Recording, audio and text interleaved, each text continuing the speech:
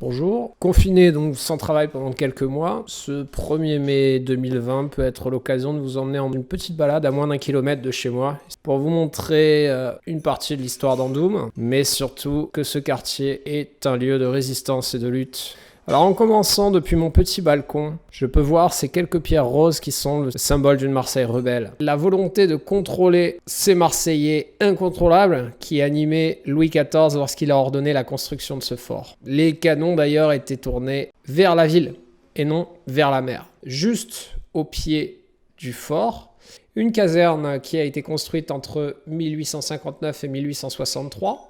Elle a servi de dépôt de torpilles et d'explosifs dans ses sous-sols lors de l'occupation allemande. Elle est actuellement désactivée. Elle a été vendue par l'État à la ville de Marseille, qui en a revendu une grande partie au conseil départemental pour y établir les nouveaux locaux du collège Gaston Deffer. Mais hélas, une petite parcelle aussi a été cédée à un promoteur privé qui a pour projet d'y construire une résidence de 22 mètres de haut. Alors vous imaginez un petit peu, 1. Dénaturation d'un site classé.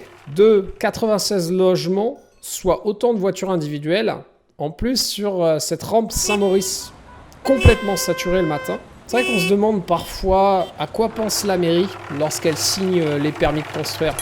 Heureusement que certains citoyens et habitants du quartier veillent. Un autre terrain sur lequel il faudra rester vigilant, c'est celui-là, juste à côté de la basilique Saint-Victor. Pour l'instant, le projet immobilier a été gelé, mais méfions-nous de l'eau qui dort. Si on remonte la rue, on retrouve un chantier. Celui-là est le lycée technologique des Remparts, qui tire d'ailleurs son nom des murailles de la Marseille agrandie par Louis XIV en 1660. Il s'agit d'un lieu chargé d'histoire, tout simplement parce que des fouilles effectuées en 2017 ont permis de mettre à jour une partie de la nécropole antique de Saint-Victor, datant de l'époque tardhellénique, entre 150 et 50 avant Jésus-Christ. Heureusement, ces vestiges seront préservés, mis sous plexiglas et visibles dans le hall d'entrée de l'établissement. Ouf! En remontant un petit peu la rue et en arrivant sur le boulevard de la Corderie, on y trouve des vestiges qui sont peut-être les plus anciens de Massalia la Phocéenne. Quoi? Vous ne voyez rien? Ah pardon, c'est parce que Vinci s'est invité sur la photo. Il s'agit d'une carrière de pierre grecque, dont les plus anciens vestiges datent de la fondation de la cité phocéenne, 6e siècle avant Jésus-Christ.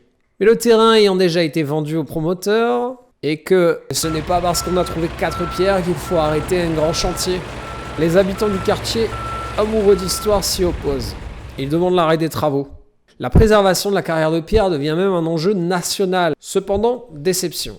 La ministre de la Culture Françoise Nyssen ne classe que 632 mètres carrés du site. 3 ans plus tard, les travaux sont finis, les nouveaux habitants ont intégré leur logement, les vestiges ne seront visibles que 9 jours par an, mais la carrière de la Corderie est magnifiquement préservée. Entre les remparts et ce flambant neuf immeuble Vinci. Marseille, ville antique sans vestiges, vous m'avez dit? D'ailleurs, si on traverse ce mur des remparts, on retrouve une place que les Andoumois connaissent bien. La place Joseph-Étienne.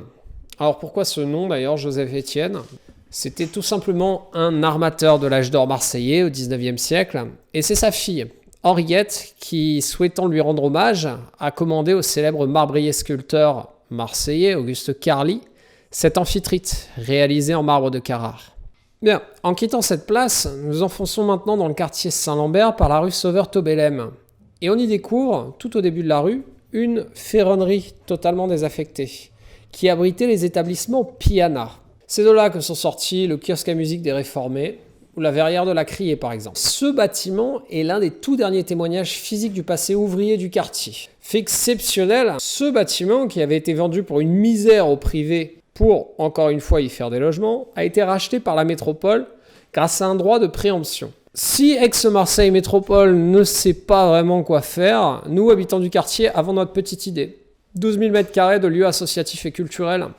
Ça serait peut-être plus à propos qu'un parking, non? En continuant la rue Sauveur-Tobélem jusqu'au bout, on arrive devant l'Agora Guillermier, du nom de l'ancien député communiste de Marseille, l'un des précurseurs de la démocratie participative et fervent défenseur du port de Marseille. Ce lieu, important dans le quartier, est un espace associatif de débat et de revendication. On peut penser que l'hommage le toucherait profondément. Si nous continuons et montons ensemble sur la colline, enfin le rocher, nous arrivons à Saint-Matan. Saint-Matan est avant tout un quartier refuge du 7e arrondissement de Marseille. Pas seulement parce qu'il se trouve perché sur un éperon rocheux. Au début des années 1860, 935 maisons ont dû être détruites pour le percement de la Via Imperiale, l'actuelle rue de la République, qui relie le vieux port à la Joliette. Chassés par la folie des grandeurs de l'empereur Napoléon III, ces humbles Marseillais ont trouvé refuge sur la colline. C'est encore pour cela qu'à Samatan, on y trouve un habitat populaire. Ces logements, au fil des années, ont pris de la valeur et voient leurs habitants changer. Si nous prenons ce petit escalier, nous descendons vers LA carte postale du quartier, le Vallon des Offres. Il faut avouer que ça a beaucoup changé. Ça s'est densifié, mais il reste tout de même quelques bateaux de pêcheurs. D'ailleurs, le nom de ce petit coin de paradis vient du provençal aufo ou alpha, une plante graminée utilisée pour faire des cordages et des filets de pêche. Mais depuis les années 2000 et l'arrivée du TGV, il y a un engouement de plus en plus important pour cet endroit. Même si l'esprit de quartier persiste, on ne compte plus le nombre de résidences secondaires et de logements saisonniers qui ont fait exploser les prix et qui rendent la sédentarisation des habitants de plus en plus difficile. Si l'on prend ces petits escaliers, 71 marches exactement, on arrive sur la corniche. Et là, on va tourner à droite. En continuant sur 800 mètres, on arrive directement sur... Pardon, pause pipi ? Non, pas possible. Les toilettes sont toujours pas en service. La plage des Catalans, qui est actuellement fermée. Confinement oblige. Le scandale, ce n'est pas qu'elle soit fermée en plein confinement, mais qu'elle soit fermée tous les soirs après 20h. Ce lieu, qui tire son nom de la communauté de pêcheurs catalans installée dans l'anse de Saint-Lambert après la peste de 1720, est devenu un rendez-vous balnéaire pour les gens du quartier et tous les Marseillais. Il est vrai que c'est la plage la plus proche du centre-ville.